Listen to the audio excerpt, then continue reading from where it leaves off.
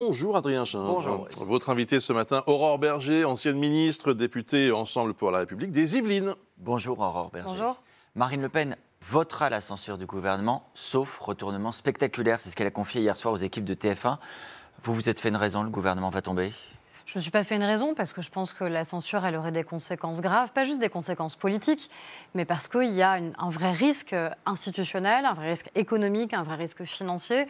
J'entends les agriculteurs qui disent qu'ils ne veulent pas de censure. Ça ne veut pas dire qu'ils sont en soutien mordicus du gouvernement, mais parce qu'ils voient bien concrètement ce que ça pourrait engendrer. J'entends des artisans, j'entends des commerçants, j'entends même des électeurs du RN dire que ça n'est pas la solution qu'ils souhaitent. Mais on n'entend pas le Premier ministre pour le coup. Hier soir, Matignon a dit qu'il restait ouvert au dialogue. La réalité, c'est qu'il peut encore changer son texte jusqu'à 15h tout à l'heure. Il peut encore modifier ce budget si contesté par le RN. Est-ce qu'il doit le faire ? Alors, on a quand même un budget qui a été discuté avec les parlementaires et qui est issu de ce qu'on appelle une commission mixte paritaire. Ça veut dire que députés et sénateurs se sont mis d'accord. C'est plus le texte du gouvernement. D'ailleurs, nous-mêmes, on a demandé au gouvernement de bouger. Vous le savez, sur le fait de renoncer à des baisses d'allègement de charges, par exemple. Donc ça veut dire qu'il y a eu des évolutions. Ce compromis-là, il ne convient toujours pas à la gauche, toujours pas au RN. Donc je vous repose la question. Est-ce que vous considérez que le gouvernement doit bouger ou est-ce qu'on considère qu'on est vraiment allé au bout cette fois-ci ? En fait, la question, c'est quel est le coût principal ? Est-ce que le coût, c'est celui de la censure ? Ou est-ce que le coût, ce serait d'accepter, pour éviter la censure, un budget qui serait complètement délirant parce qu'aucune source d'économie ou un empilement de taxes supplémentaires. Et alors pour vous, quel est le moindre mal ? C'est ça, en vérité, le risque.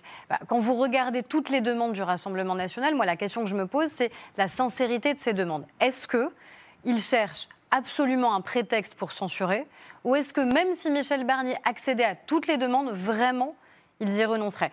Moi, j'ai vu quand même un Premier ministre qui a fait des évolutions, notamment sur le prix de l'électricité, et même ça, on a l'impression que ça ne suffit pas, les évolutions sur les allègements de charges, sur les retraites, sur l'électricité. Est-ce que je dois comprendre que ce que vous dites, c'est qu'il serait inutile de faire de nouvelles concessions au RN ? Moi, ce que je ne veux pas, c'est qu'on donne le sentiment de renoncer à ce qu'on estime être nécessaire pour qu'encore une fois, on ait un budget qui tienne la route, que la France reste crédible sur les marchés financiers, parce que ça a des conséquences très directes sur la vie des Français, sur les taux d'intérêt. Entraîner la chute du gouvernement que de faire de nouvelles concessions. La chute du gouvernement, ce n'est pas nous, députés de l'actuel socle commun, qui en ont pourtant la responsabilité. On ne peut pas faire comme s'il n'y avait plus aucune solution, Aurore Bergé. Ce serait aussi imprécis de considérer que là, seul le RN décide. Aucune solution. J'interroge juste la sincérité des uns et des autres. Est-ce que même en accédant à toutes leurs demandes, parce que vous avez bien vu que ces derniers jours, on va prendre deux exemples concrets. Les demandes se sont quand même empilées, alors là, il y en a bien deux. Plus qu'il y a quelques semaines. Il y en a deux, Aurore Bergé, pour le vote de cet après-midi, ou le budget de cet après-midi, le déremboursement des médicaments qui pose problème et la non-indexation totale des retraites sur l'inflation au 1er janvier. Sur ces demandes-là, précisément, est-ce que ce serait inenvisageable d'imaginer un geste ? Mais sur la question des retraites, les retraités, vous le savez, on a déjà fait une évolution. Une évolution qui fera qu'il y aura une indexation à moitié dès le 1er janvier. Insuffisante pour le RN. Oui, d'accord, très bien. Mais moi, ce que je dis et ce que j'entends, y compris de retraités chez moi, c'est qu'ils sont d'accord pour consentir à un effort. Parce qu'ils savent qu'on a demandé beaucoup d'efforts à ceux qui travaillent, aux actifs. On leur a demandé quoi ? On leur a demandé la réforme des retraites.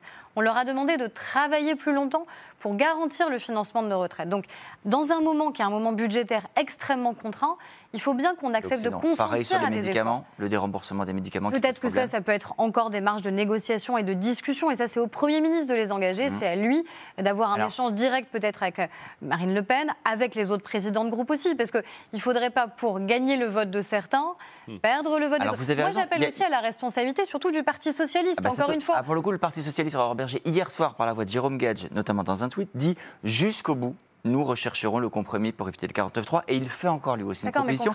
Il dit on demande 8 milliards d'euros pour la Sécu, la moitié de ce qu'on avait voté à l'Assemblée. Est-ce que au prix de 8 milliards, mais vous vous rendez compte si on empile les demandes de tous? Donc ça veut dire qu'on a... Mais il faut bien trouver quelqu'un qui accepte de ne pas voter la censure. Mais d'accord, mais à la fin, on a perdu tout sens commun quand même sur les chiffres qu'on manipule. Moi, quand je suis devenue députée en 2017, quand je déposais un amendement sur le budget, on parlait de quelques millions d'euros et on avait l'impression déjà de déplacer des montagnes. Aujourd'hui, quand on parle moins qu'en milliards, on a l'impression qu'on n'obtient rien. Sauf qu'à la fin, ces milliards, ils viennent d'où? C'est le prix de la non-censure. Ils viennent d'où ces milliards? Ils viennent du risque d'augmenter demain les impôts des Français ou d'augmenter notre dette. Et ça, est-ce que vraiment les Français ont envie qu'on prenne le risque? Moi, je veux que les Français comprennent encore une fois que le budget, c'est des éléments de compromis, c'est une évidence. Il faut qu'il y ait des évolutions. Il y en a eu. Est-ce que peut-être il peut y en avoir d'autres? peut-être qu'on peut continuer à avoir d'autres évolutions, mais ça ne peut pas se faire au prix, encore une fois, de l'irresponsabilité. On comprend. Il y a quand même une solution, parce qu'on parle censure, Tout cela, c'est si Michel Barnier active le 49.3 tout à l'heure pour faire passer le budget en force. Il peut aussi se dire, je prends mon risque, je soumets le budget au vote, quitte à ce que le budget soit repoussé par l'Assemblée. On sait qu'il sera repoussé dans cette configuration-là, ça c'est une certitude, puisque dans ces cas-là, mais ça éviterait la censure du gouvernement et la chute. Ça retarderait peut-être. Est-ce que ça l'évite à coup sûr? Personne ne le sait aujourd'hui, parce qu'on ne sait même pas quelle est la décision finale du Rassemblement national.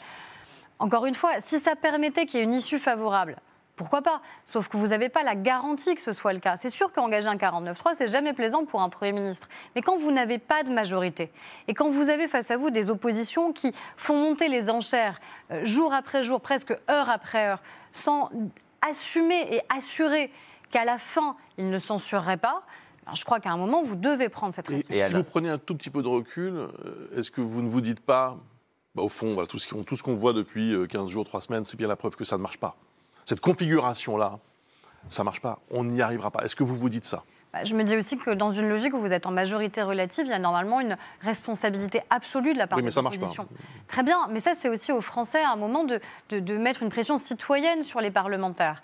Est-ce que, encore une fois, on peut écouter nos agriculteurs, on peut écouter nos artisans, on peut écouter nos commerçants, on peut écouter ceux qui font vivre notre pays et qui disent on n'est pas forcément en accord avec 100% de ce que dit ce gouvernement.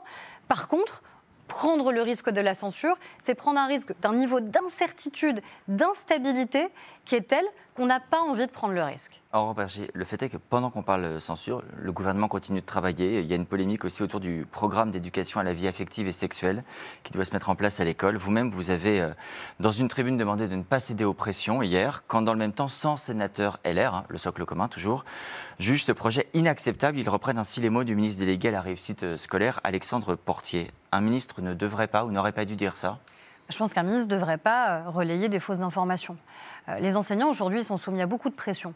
Ce que je trouve insupportable et intolérable, c'est que certains se glorifient de se dire on a des enseignants qui vont renoncer à enseigner. Ce n'est pas un programme qui est sorti de l'esprit farfelu d'enseignants. C'est un programme qui a été voté par les parlementaires et qui a été travaillé. J'y ai travaillé avec Nicole Belloubet. C'est un programme qui est essentiel pour apprendre à nos enfants dès le plus jeune âge la question du consentement, de pouvoir dire non. Le fait que personne n'a le droit de leur faire du mal et de les toucher, alors qu'on a un fléau sur la question des violences sexuelles dès le plus jeune âge, qu'on a un autre fléau auprès de nos adolescents, qui est la question de la pornographie, parce qu'aujourd'hui, c'est comme ça qu'ils apprennent ce qu'est la sexualité. Et quand c'est pas évoqué dans les familles, et dans beaucoup de familles, c'est pas évoqué, à un moment, il faut que l'État prenne ses responsabilités. Et l'État doit prendre ses responsabilités à l'école, en ayant des programmes clairs, et en permettant aux enseignants d'enseigner hors de toute pression. Merci beaucoup, Aurore Bergé. Merci, Adrien.